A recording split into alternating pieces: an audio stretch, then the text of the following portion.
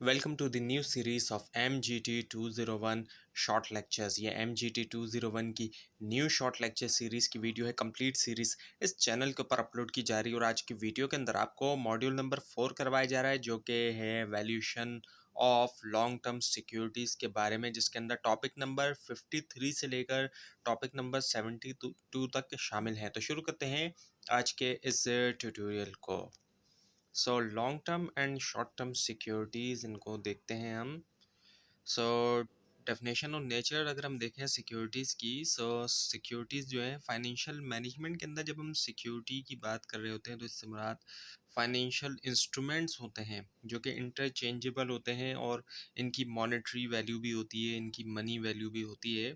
और ये instrument represent करते हैं ऑनरशिप को भी एक कंपनी के अंदर, या फिर जो क्रेडिटर का जो रिलेशनशिप होता है, यानी कि डेट वगैरह। और ये ट्रेडेबल भी होते हैं, फाइनेंशियल मार्केट में इनको ट्रेड भी किया जा सकता है। सो क्लासिफिकेशन की जाती है बाय मेच्योरिटी के हिसाब से। सो सिक्योरिटीज़ जो है वो लॉन्ग टर्म भी होती हैं और शॉर्ट टर्म भी। मेच्योरिटी के हिसाब से इनको किया जाता है। लॉन्ग टर्म सिक्योरिटीज़ जो है टिपिकली उनकी मेच्योरिटी पीरियड जो है वो 1 साल से ज़्यादा होता है। और इसके अंदर जो लॉन्ग टर्म सिक्योरिटीज़ होती हैं इसके अंदर स्टॉक और बॉन्ड्स वगैरह आ जाते हैं, जबकि शॉर्ट टर्म जो सिक्योरिटीज़ होती हैं उनका जो है वो 1 साल से कम होता है maturity period.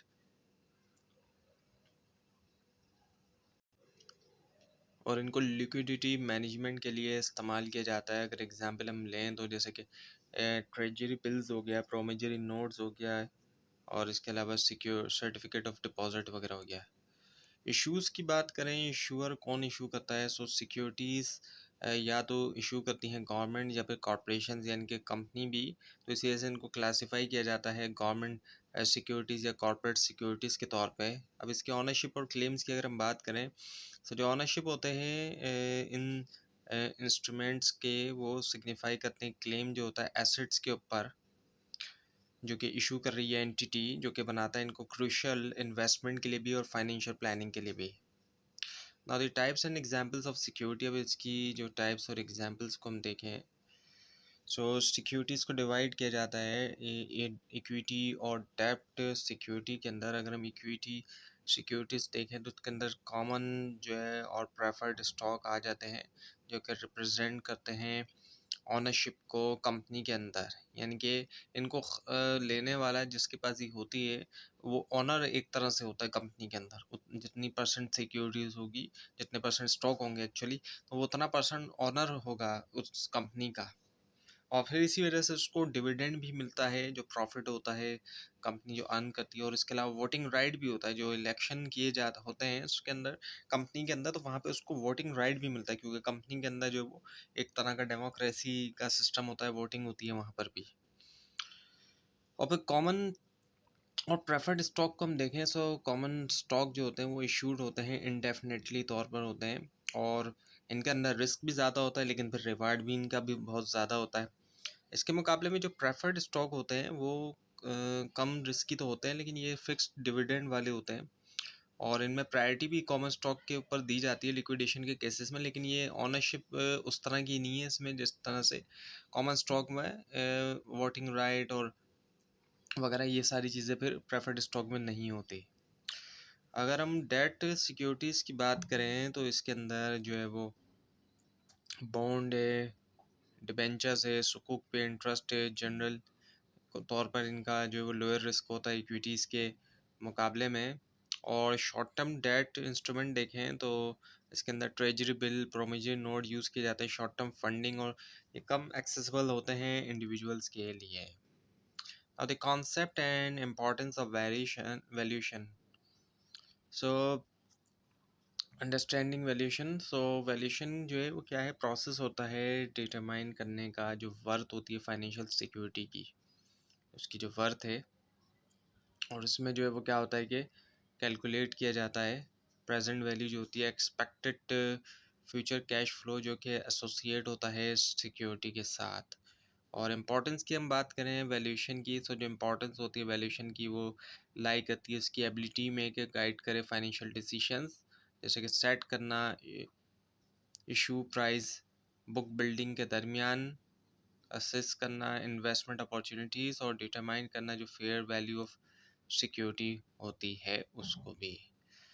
So types of values की हम बात करें तो इसके अंदर हमें टाइप्स जो है वो दिखाई देती हैं, डिफरेंट टाइप्स ऑफ वैल्यूज़ जो यूज़ की जाती है वैल्यूएशन के अंदर। और इसके अंदर फिर जो है वो फेस वैल्यू भी आ जाती है, पार वैल्यू आ जाती है, मार्केट वैल्यू आ जाती है, बुक वैल्यू आ जाती है, लिक्विडेशन वैल्यू आ जाती है, गोइंग कंसर्न वैल्यू आ जाती है, ब्रेकअप वैल्यू आ जाती है, इंट्रिंसिक वैल्यू वगैरह भी इसमें आ जाती है। सो हर तरह की जो है ये हर टाइप जो है सर्व करती है कि स्पेसिफिक पर्पस भी, और रिफ्लेक्ट करती है डिफरेंट एस्पेक्ट्स जो है सिक्योरिटी की जो वर्थ होती है उसको भी। अब इन्वेस्टर्स के लिए अगर रोल देखें तो अंडरस्टैंड करना इसको हेल्प करता है इन्वेस्टर को कि वो अवॉइड करे ओवर पे करना, यानी कि जितना करना चाहिए उससे ज़्यादा अगर वो करे तो उससे बचता है वो इसी से। और इवेल्युएट करता है कंपनी की जो ग्रोथ पोटेंशियल एक्यूरेटली तौर पर बिल्कुल सही तरीके से। सो रीजंस फॉर वैल्यूइंग सिक्योरिटी, सब जो रीज़न है इसको वैल्यू करने का क्या है, एक तो पर्पस ऑफ इशूअर है। वैल्यूइंग सिक्योरिटी जो है एसेंशियल होती है मल्टीपल स्टेक होल्डर के लिए फाइनेंशियल इकोसिस्टम में। सो ये जो है हेल्प करता है कॉरपोरेशंस को, कंपनीज को कि सेट कर सकें अप्रोप्राइट जो इशू प्राइस है, जो सही प्राइस हैं पब्लिक ऑफरिंग के दरमियान। इसके अलावा investor decision making, investors use करते हैं वैल्यूएशन के डिसाइड करें कि कब वो बाय करेंगे या सेल करेंगे सिक्योरिटीज़ को। इसके अलावा असेसिंग एसेट वैल्यू, वैल्यूएशन जो है वो असाइन करती है वैल्यू इक्विटी को और डेट को भी, यानी कि दोनों को वैल्यू दी जाती है। क्लैरिफाई किया जाता है इन्वेस्टर का जो क्लेम है एसेट्स के ऊपर। उसके बाद फिर investment strategy support, valuation identify करती है अंडर वैल्यू या फिर जो ओवर वैल्यू सिक्योरिटीज होती हैं कि किसकी ज़्यादा वैल्यू हुई है या कम हुई है, मदद करते हुए जो लॉन्ग टर्म ग्रोथ असेसमेंट होती है। So now the valuation models and techniques. So इसमें जो है वो DDM है जो कि डिविडेंड डिस्काउंट मॉडल है। अब ये जो एक फंडामेंटल वैल्यूएशन टेक्निक है जिसको यूज़ करते हुए डिटरमाइन किया जाता है इंट्रिंसिक वैल्यू एक स्टॉक की, जो कि बेस करता है उसके एक्सपेक्टेड फ्यूचर डिविडेंड्स के ऊपर। और ये मॉडल जो है डिस्काउंट करता है डिविडेंड्स को उनके प्रेजेंट वैल्यू के ऊपर यूज़ करते हुए एक रिक्वायर्ड रेट ऑफ रिटर्न जो कि रिफ्लेक्ट करता है अपॉर्चुनिटी कॉस्ट ऑफ कैपिटल। अगर हम की अजम्पशन देखें, सो जो की अजम्पशन है डिविडेंड डिस्काउंट मॉडल का, उसमें शामिल होता है constant external factors, stable earning power और ग्रोथ जो एज अ फंक्शन जो है रिटेंशन रेशियो का, और जो गोइंग कंसर्न अजम्पशन है। सो ये मॉडल अज्यूम करता है कि डिविडेंड जो है वो रहता है कांस्टेंट अगर तमाम प्रॉफिट जो है वो पेड आउट हो, और ये कि जो रिक्वायर्ड रेट ऑफ रिटर्न होता है वो हमेशा ग्रेटर होता है ग्रोथ रेट के मुकाबले में। और अजम्पशन सिंप्लीफाई करता है वैल्यूएशन प्रोसेस और बनाता है मॉडल को एप्लीकेबल एक वाइड रेंज ऑफ सिनेरियोज के लिए। सो अगर प्रैक्टिकल यूज़ की बात करें तो ये जो है पर्टिकुलरली यूज़फुल होता है वैल्यू करने के लिए कंपनी जो है स्टेबल डिविडेंड पॉलिसीज़ के साथ और प्रिडिक्टेबल जो ग्रोथ पैटर्न होता है, और कंपेयर करते हुए इंट्रिंसिक वैल्यू जो कि ड्राइव होती है मॉडल से मार्केट प्राइस के साथ, इन्वेस्टर जो है वो कर सकते हैं इन्फॉर्म डिसीजन बाय करने या सेल करने के बारे में स्टॉक्स को। सो now the bond valuation and perpetual bonds. So bond valuation की बेसिक्स अगर हम देखें तो बॉन्ड वैल्यूएशन में शामिल होता है कैलकुलेट करना जो प्रेजेंट वैल्यू होती है फ्यूचर पेमेंट की, और जो मेच्योरिटी वैल्यू होती है बॉन्ड्स की। अब बॉन्ड्स जो होते हैं ये फिक्स इनकम सिक्योरिटीज़ होती हैं, फिक्स इनकम जिनके ऊपर मिल रही होती है, जो कि पे करते हैं पीरियोडिक इंटरेस्ट, और ये जाना जाता है कूपन के तौर पर भी, और इनका डिफाइंड मेच्योरिटी पीरियड होता है। सो बॉन्ड जो है वो पीरियोडिक कूपन पे करते हैं, इनका डिफाइंड मेच्योरिटी पीरियड होता है as a fix income securities के तौर पे। सो परपेचुअल बॉन्ड्स वैल्यूएशन में हम देखें तो परपेचुअल बॉन्ड्स के लिए जिनकी कोई मेच्योरिटी नहीं होती, वैल्यूएशन जो सिंप्लीफाई होती है, और यूज़ किया जाता है फार्मूला जो कि होता है PV is equals to capital R by small r, जहाँ पर कैपिटल आर तो एनुअल इंटरेस्ट होता है, जबकि small R required rate of return होता है। और ये फार्मूला जो है वो कैलकुलेट करता है प्रेजेंट वैल्यू जो इनफाइनाइट जो सीरीज होती है इंटरेस्ट पेमेंट की। सो इन्वेस्टमेंट डिसीजन इनसाइड अगर हम देखें तो कंपेयर किया जाता है, इंट्रिंसिक वैल्यू को कंपेयर करता है मार्केट प्राइस के साथ के डिसाइड करे कि अगर बॉन्ड जो है वो अच्छी इन्वेस्टमेंट है या नहीं है। So now the advance bond valuation models. So zero coupon and coupon bonds.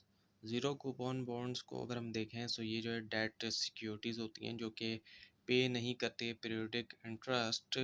इसके मुकाबले में ये जो है इनको इशू किया जाता है डिस्काउंट के ऊपर और रिडीम किया जाता है फेस वैल्यू के ऊपर जब मेच्योरिटी होती है। तो इंट्रिंसिक वैल्यू अगर हम देखें तो जो इंट्रिंसिक वैल्यू होती है ज़ीरो कूपन बॉन्ड की, इसको यूज़ किया जाता है, ये इसको कैलकुलेट किया जाता है यूज़ करते हुए जो प्रेजेंट वैल्यू का जो फार्मूला होता है, और ये आपको बताया जाएगा आगे अभी अगली स्लाइड में कि किस तरीके से होता है।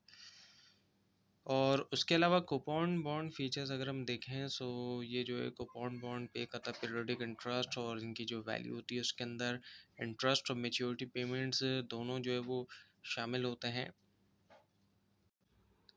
और जो इनकी वैल्यूशन होती है उसके अंदर जो है वो कैलकुलेट किया जाता है प्रेजेंट वैल्यू जो है दोनों की, इंटरेस्ट पेमेंट और जो मेच्योरिटी वैल्यू होती है। सो अब आपके सामने जो है वो फार्मूला जो है वो बताया जा रहा है। सो जो इंट्रिंसिक वैल्यू होती है ज़ीरो कूपन बॉन्ड की, उसको जो है कैलकुलेट किया जाता है यूज़ करते हुए प्रेजेंट वैल्यू फार्मूला जो कि आपके सामने है यहाँ पर, कि प्रेजेंट वैल्यू बराबर होती है एफ वी जो कि फ्यूचर वैल्यू कहलाई जाती है। उसको फिर हम डिवाइड करते हैं 1+r जो कि रेट होता है, और फिर जो है ये पावर जो है वो n है जो कि नंबर ऑफ ईयर्स होता है या पीरियड भी होता है। सो एफ वी यानी कि जो फ्यूचर वैल्यू होती है वो यहाँ पर मेच्योरिटी वैल्यू होती है, r जो है वो वैसे तो रेट होता है, यहाँ पर रेट ही है, मतलब कहीं कुछ जगहों पर ये इंटरेस्ट रेट भी होता है, डिस्काउंट रेट होता है यहाँ पर, और जो है ये n जो है वो number of years to maturity है।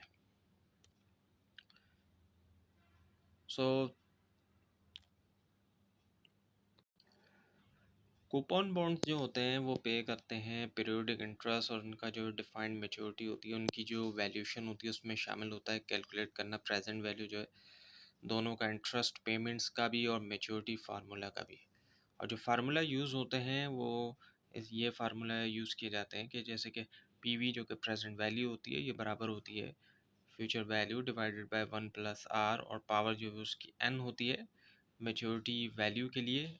ये यानी कि मेच्योरिटी वैल्यू के लिए ये वाला फार्मूला यूज़ किया जाएगा, और इंटरेस्ट पेमेंट के लिए ये वाला फार्मूला यूज़ किया जाता है जो कि होता है P V is equals to R multiply by, अब ये पूरा के पूरे ब्रैकेट से होगा जिसके अंदर 1 आएगा और 1 के अंदर एक और छोटा ब्रैकेट आएगा जो कि 1+r है, और उसकी जो पावर है वो -n है। ये पूरा ब्रैकेट बड़ा वाला मल्टीप्लाई r से हो जाएगा, और इसको फिर डिवाइड किया जाएगा स्मॉल r से जो है वो डिवाइड किया जाता है। So now the investment decisions based on valuation. So market versus intrinsic value. Investment decision जो ये गाइडेड होते हैं, इनको इनकी गाइड मिलती है कंपनी की जो कम कंपेयर करते हुए जो इंट्रिंसिक वैल्यू होती है एक सिक्योरिटी की उसकी मार्केट प्राइस के साथ। अगर इंट्रिंसिक वैल्यू हाई है मार्केट प्राइस से, सिक्योरिटी को कंसिडर किया जाता है अंडर वैल्यू, और ये जो है गुड इन्वेस्टमेंट होगी। और इसी के मुकाबले में अगर मार्केट प्राइस ज़्यादा हो गई इंट्रिंसिक वैल्यू से तो सिक्योरिटी ओवर वैल्यू हो गई, यानी कि जितनी उसकी वैल्यू से ज़्यादा उसको मार्केट के अंदर सेल किया जा रहा है, तो ऐसे सिचुएशन के अंदर इसको अवॉइड जो है वो किया जाएगा। सो अंडर वैल्यू और ओवर वैल्यू, अब यही चीज़ है कि ओवर वैल्यू को अवॉइड किया जाएगा ताकि बेटर पोर्टफोलियो रिटर्न मिल सके मार्केट के अंदर जब उसकी ज़्यादा वैल्यू चल रही है ऐसे सिचुएशन के अंदर। सो एग्जाम्पल अगर हम लें तो कुछ ऐसी है कि एक ज़ीरो कूपन बॉन्ड जिसकी इंट्रिंसिक वैल्यू जो है वो चल रही है 2800, लेकिन मार्केट के अंदर वो 3 1000 है तो ऐसे सिचुएशन में उसको परचेज़ नहीं किया जाएगा, क्योंकि इंट्रिंसिक वैल्यू से ज़्यादा मार्केट के अंदर उसकी वैल्यू चल रही है। इसके मुकाबले में एक मार्केट वैल्यू जो है वो 2500 है और इंट्रिंसिक वैल्यू 3000 है, तो ऐसे सिचुएशन के अंदर उसको परचेज़ कर लिया जाएगा, पर कर लेना चाहिए। सो इन्वेस्टमेंट डिसीजन मेकिंग हम देखें तो यूज़ करते हैं वैल्यूएशन मॉडल, ये जो हेल्प करता है इन्वेस्टर्स को कि रैशनल चॉइस करें और ऑप्टिमाइज़ करें पोर्टफोलियोज़ को effectively. So now the valuation of preferred and common stock. अब प्रेफर्ड और कॉमन स्टॉक की को अगर हम देखें उनकी valuation, so preferred stock and their valuation. So preferred stocks जो है वो इक्विटी इंस्ट्रूमेंट है जो कि ऑफर करते हैं फिक्स डिविडेंड और जो प्रायोरिटी दी जाती है इनको कॉमन स्टॉक के मुकाबले में जब डिविडेंड पेमेंट होती है ऐसे सिचुएशन के अंदर। और ये अक्सर जो है वो नॉन रिडीमेबल, नॉन कन्वर्टेबल और नॉन पार्टिसिपेटिंग होते हैं। इंट्रिंसिक वैल्यू जो होती है प्रेफर्ड स्टॉक की, उसको कैलकुलेट किया जाता है V is equals to D by small R, जहाँ पर डी जो है वो एनुअल डिविडेंड है और स्मॉल आर जो है रिक्वायर्ड रेट ऑफ रिटर्न होता है। सो अगर हम इन्वेस्टमेंट डिसीजन को देखें,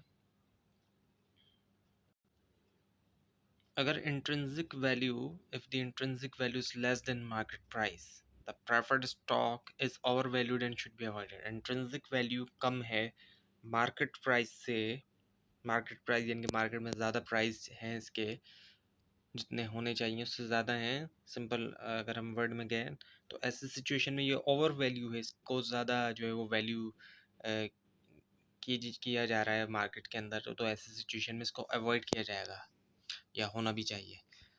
सो अंडरस्टैंडिंग स्टॉक फीचर्स अगर हम देखें तो फेमिलैरिटी होना है इस तरह की टर्म्स से, जैसे कि क्यूमुलेशन हो गया, पार्टिसिपेशन, कन्वर्जन, रिडेम्पशन, ये जो है इन्वेस्टर्स के लिए जो है वो क्रूशल होता है।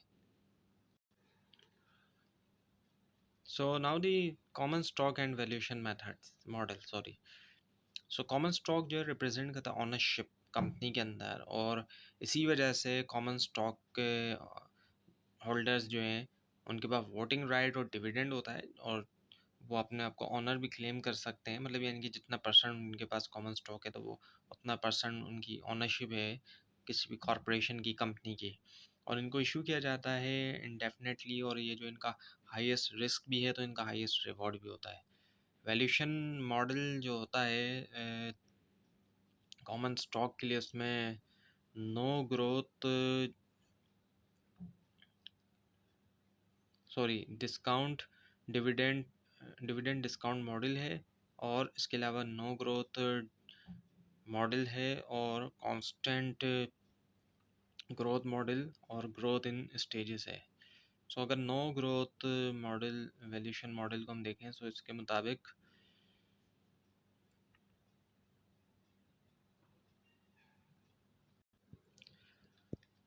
इसको कैलकुलेट कुछ इस तरीके से किया जाता है कि v is equal to D divided by small are.